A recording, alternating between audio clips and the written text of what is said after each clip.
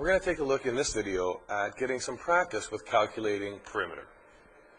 You can see here that there are 3 questions, 1, 2, and 3, a triangle, a circle, and a square. Copy these questions down, then pause the video, calculate the perimeter of each of the figures, and then resume the video to see if your answers were correct.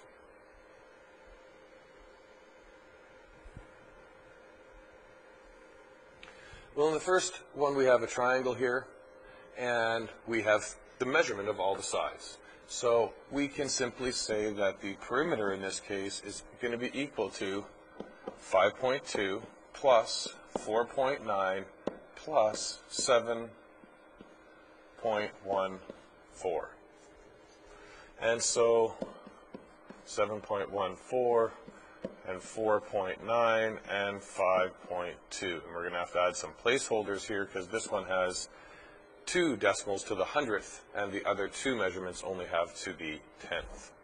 And so now, once we add our placeholders, we make sure that all of our decimals are stacked and we add down. So we get 4, and then 1 plus 9 is 10 and 2 is 12. So we write the 2, carry the 1. And now 7 plus 4 is 11, and 5 is 16, plus the one we carried is 17. So the perimeter of this object, is 17.24.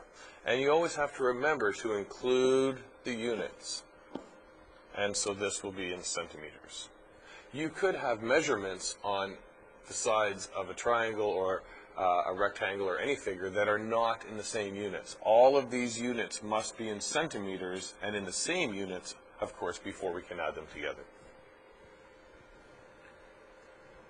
Well, in the second problem, we have now a circle.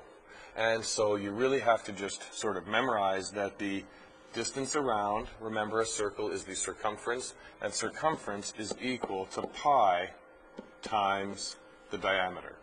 And we're given the diameter of the circle in this case, and the diameter is 10. And you also have to remember that pi is equal to 3.14. And so we get 3.14 times 10, or 31.4. And we look here to see what our units are, and our units are meters.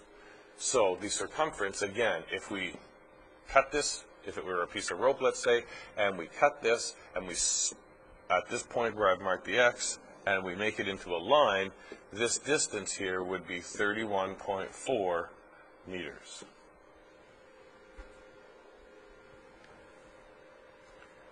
And now we have a square, and this, we know it's a square because all the measurements are the same. And now we look, and our measurements are in inches. We have 3 1/8 inches on each side. So the perimeter is going to be 3 1/8 plus 3 1/8 plus 3 1/8 plus 3 1/8. So I think it's easier in this case to say we know that 3 plus 3 plus 3 plus 3 is 12. And now we just need to do 1/8 plus 1/8 plus 1/8 plus 1/8. And can you see that 1/8 plus 1/8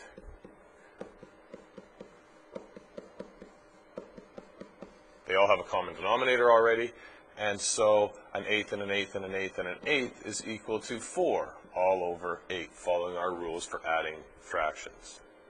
I think that method is easier than converting these to improper fractions, adding them all up, and the reason for that is because they're all the same. Now, another way you could look at this is because it's a square and all the sides are the same.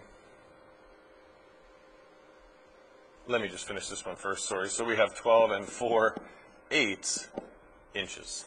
And that is also equal to, if we reduce the 4/8 to 12.5 inches. Now, the one thing I was going to say is with a square, if you add up all the sides of the square, can you see that that's the same as taking the length of one side of the square and multiplying it by 4? And if we take 3 1/8 multiplied by 4, then that's the same as the whole number times 4 and the fraction times 4. And so we still get 12 plus 4/8, or 12 4/8 of an inch, which again is the same as 12 1/2 inch. And so our units here are inches, and we found the perimeter of all three of these objects. So that should give you some good practice and give you an idea of if you understand perimeter in general.